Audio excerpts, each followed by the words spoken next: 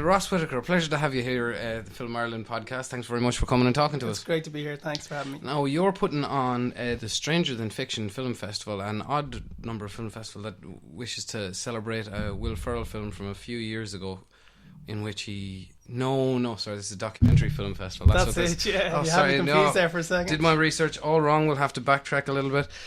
How long have you been running the festival now? Well, I don't essentially run the festival, I program it. So this is my third year programming it.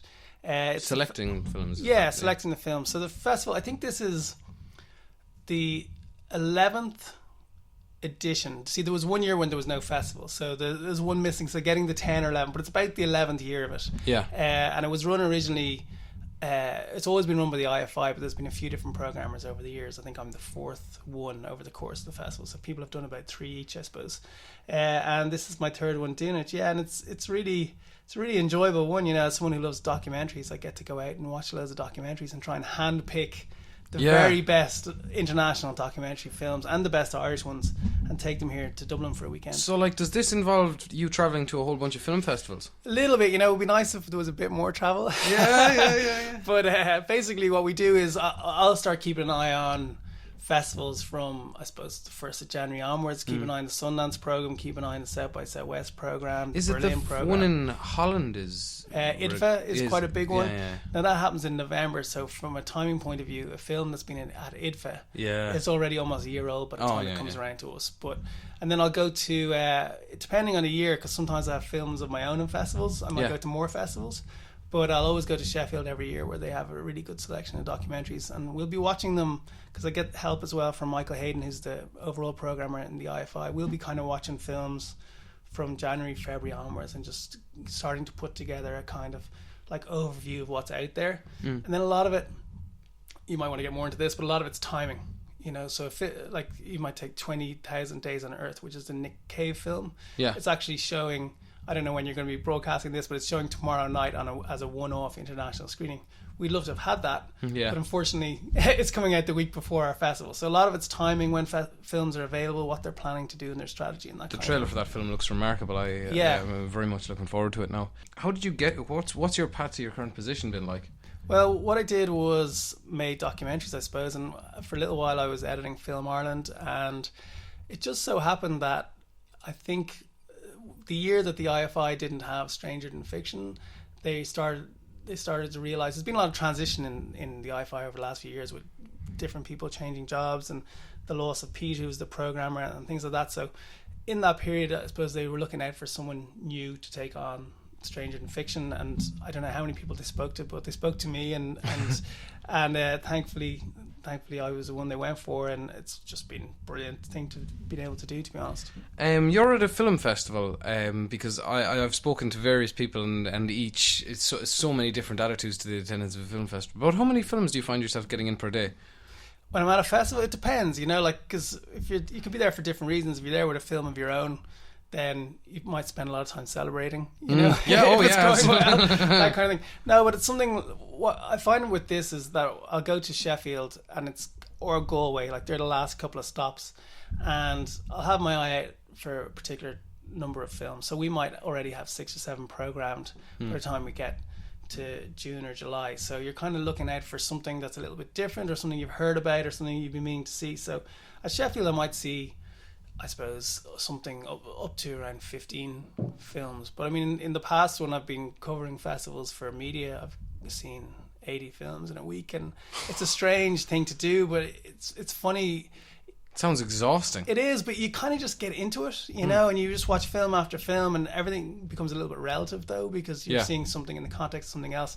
And that's when films, I think, probably for programmers who do a lot more of this than me, it's seeing something that stands out and is a little bit different, and has a little bit of a different approach that often attracts programmers. Because there is generally a certain power of quality to films at a film festival anyway. I mean... You'd hope so, You would, generally speaking. There would be that thing that would take it out of the mainstream circuit, but at the same time have it playing in an actual festival. You know, there's something to that, I would suppose. And what are the factors that would go into your choosing of a film? Well, for this one, it's a little bit different to, say, the guy who programs Toronto, who's got probably say there's a documentary programmer called Tom Paris, and he might have 600 or 800 films to watch because everyone wants to premiere the film at Toronto or Sundance or one of these bigger festivals that can really change the life of that film or even the life of the filmmaker.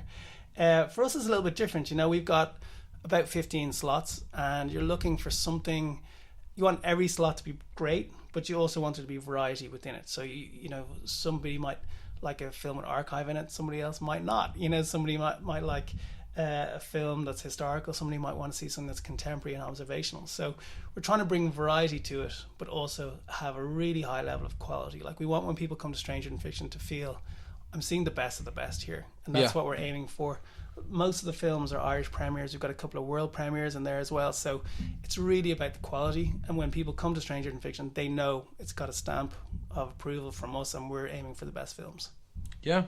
And of the this is probably unfair to ask you before the festival, but of the films that you selected this year, which would you be tied the most closely personally to? And I say that is an unfair question. It is an unfair question. All right. Well, look, I mean, because there's a few that I was looking at that were fascinating to me. Go on. It came from Connemara. Yeah. I just, as albeit a description. Now I'm a more so a fan of reading about Roger Corman than anything. And his man, but I had no idea he was set up in Ireland. That's a little gem. It is really a little gem, and it's one that I feel a little bit sore about, actually. No, I'm only joking, because it's a story I was aware of myself for a few years, and on the filmmaking side. The plot thickens. Yeah, wouldn't be the only one, but it's a few friends of mine that actually worked out there with Roger Corman. I remember over a few beers about 6 or 7 years ago, a friend of mine, Ciarín, telling me some stories from down there, and thinking, God, that would make a great documentary. But truth be told, I didn't feel like I knew how to tell that story myself. And Brian Redden is a long-time filmmaker and television maker based in Ireland. He's done a lot of really good docs for television in particular, and he got the access. He got to know Roger Corman. He got access to the films. He was able to get in there and spend the time and get that kind of access that you need to make a film like this. And it's one of those documentaries that's just really fascinating, but kind of delightful, and the tone is really nice, and it's a really, really pleasurable watch. You know, and we're having it on the Saturday night. I think it's kind of one that you might want to buy a beer, go in and sit back, enjoy, have a laugh, and you'll meet some of the people that work there too. Oh, because I've seen documentaries about Roger Corman before, and they are to be fair, always a joy. And to even move along from that, there are 3 films about filmmaking essentially in it this year, which is great. Always conversations with the medium are interesting to me. I'll come back to me the most interesting one in a second, but the documentary Showrunners. That's another one. It's made by an Irishman, isn't it? Yeah, it's made by Des Doyle. He was based out in LA, sort of back and forth for quite a while making this, and he really, hit on something that's quite in the zeitgeist. In that, oh, absolutely. Yeah, absolutely. We're all into our box sets and watching series, and we're starting to wonder about who are these voices that are bringing these programs to us, these drama series. And it seems, it's one of those ones you're like, that's a great idea. But Des is obviously the one that came up with the idea, and he really got out there, and I don't know exactly how he did it. I haven't asked him yet, but he got in with some really, really great showrunners, including because there's J.J. Abrams and Joss Whedon and stuff, and they're interviewed in the film. I saw that. So he really got in there, and I think it's one of those things probably with momentum.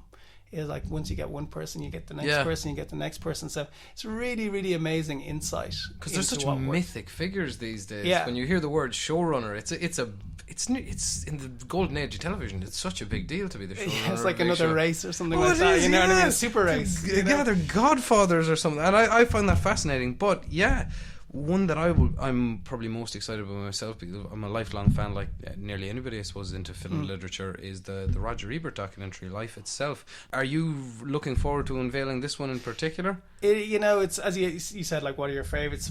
None of them are my favourites, but it's one of my top ones, definitely. Life Itself, it's by probably my favourite filmmaker, certainly one of my top 3 filmmakers, Steve James. Seeing Hoop Dreams was the film that made me want to make documentaries, or certainly one or 2 or 3 films that made me want to make documentaries. It's an incredible bar to set yourself as well, because there are not very many films like Hoop Dreams. No, at all. Exactly. The only other one I can think of is another Steve James films, the Interrupters, kind of. Yeah, just because of the span of it. Yeah, and the way that company make films, I actually was out in Chicago and I went and dropped into their office just to find out what it's all about. Yeah. And they showed me around, and they spend months and months and months and months editing the films, like every fine little detail, just trying to get that narrative just so perfectly, Yeah. And I think the time they put into it really shows on the screen, because they make films for the ages, like Hoop Dreams, as you say, or The Interrupters, or I think Life Itself. These are films that people can be watching in 10 or 15 years' time because of the level of quality and the level of work that's gone into them. This is an amazing film about an amazing figure in the history of cinema who's also had a fascinating life. It's by a filmmaker who thrives on great access, and he's got great access. I mean, he's in the hospital room with Roger Ebert, having these kind of, I suppose, truncated conversations, because Roger Ebert types out what he wants to say, but like really delving into the mind of someone who probably knows her towards the end of their life, and is very willing to talk about their life, and very willing to kind of open up. And then dovetailing that with his past, he's had this. He was an alcoholic for a period of time, and then got over that and found love later in life, and all that story's in there. And of course, a lot of it was documented because he had a TV show. So you've got these outtakes from the television program, stuff that was recorded that was never shown, and things like that. And he did TV shows in Cannes every year. He used to do reports. So you've got all this incredible footage of the guy. So you put all that together, and you've got the perfect backdrop for any documentary. And this one is really a special one. I think a lot of people are going to enjoy it if they come along and see it, for sure. I will absolutely be there for that one. I do think. Now, when you're putting together a program like this, is there I know, because you need variety is essential, but is there any, I don't know, overall theme in mind when you approach it? The only theme that we have is quality, you know, and we want it to be, and you know what, we turned down, we had a lot of entries of Irish films, and there's a lot of really good work out there, and we've got some great Irish films in, including, I should really mention, the world premiere of In a House That Ceased to Be, which is the Christina Noble film, we are so honoured and privileged to be having the world premiere of that film. It's already almost sold out, I think, so anyone that's listening to this should get in there and buy a ticket. But it's an amazingly special film about an incredible person. She's going to be there on the night. Wow. So there's going to be Q&A and that kind of thing, so it's going to be a pretty amazing event. So, but what I was getting on to say was that it's tough, because you have a limited amount of slots, and people call this the golden age of cinematic documentary, and it's pretty close to it if it isn't. So you've got incredible films being made, and I think the bar has been pushed so high that filmmakers are really pushing it, really trying to get their films as good as they can be, holding them back a little bit until they're really, really finished and happy with them, knowing how competitive it is out there. So, pushing it at the production stage as well. And there was a few films that we just didn't have room for that were great. So it's really all about quality. It's about having films that when people come along, they know when they buy a ticket for Stranger Than Fiction that they're going to see something special, Yeah. And having seen all the films yourself, will you be in watching them all again? It's just, someone was asking me that earlier. I bumped into a friend, and yeah, I think I will. It's a lot of some of these films I've seen on the big screen, but some of them I've seen on DVDs or on links and that kind of thing. And actually being there and feeling the atmosphere. The shared experience is a very special thing in a festival. It really is. You really can't take it away from that it. That bit of electricity in the room sometimes. And the IFI is just fantastic for that in general. Last year, there was a huge buzz around it. People were coming to the films, but then they were hanging around and getting in conversations with people and having a couple of drinks, and there was really that buzz around the festival. Yeah. And that's something a little bit special that you can only get at a festival screening, because people are coming in and out of films. People are bumping into people when they're going into one, and their friend is coming out of one, and they're having conversations and that kind of thing. And it's not just a casual happenstance upon the cinema as well. Generally speaking, you'll get cinema lovers at film festivals. Yeah, absolutely. There'll be a lot of fuel conversation. And a lot of filmmakers, actually. There was a lot of kind of local filmmakers coming along to films and getting in conversations. We have a few panels as well, so because I think actually they're almost all sold out as well, but there's the Saturday panels, I think there's still some seats for, which are kind of really aimed at the filmmakers who are at the start of their career, and there's going to be some amazing advice and stuff for that. But the filmmakers they come along, they see a few films, and actually last year I know a few conversations started at the festival that have led to people getting into development on projects and things like that. So wow, yeah, it's interesting when you put people in a room and they get talking, and they can kind of happen. Yeah, This is true. Well, you'll be having a film coming out soon, and we'll have you back talking again about that. But for the moment, and about the Stranger in Fiction Film Festival, Ross Whitaker, thanks very much for coming in and talking to us. Thank you very much.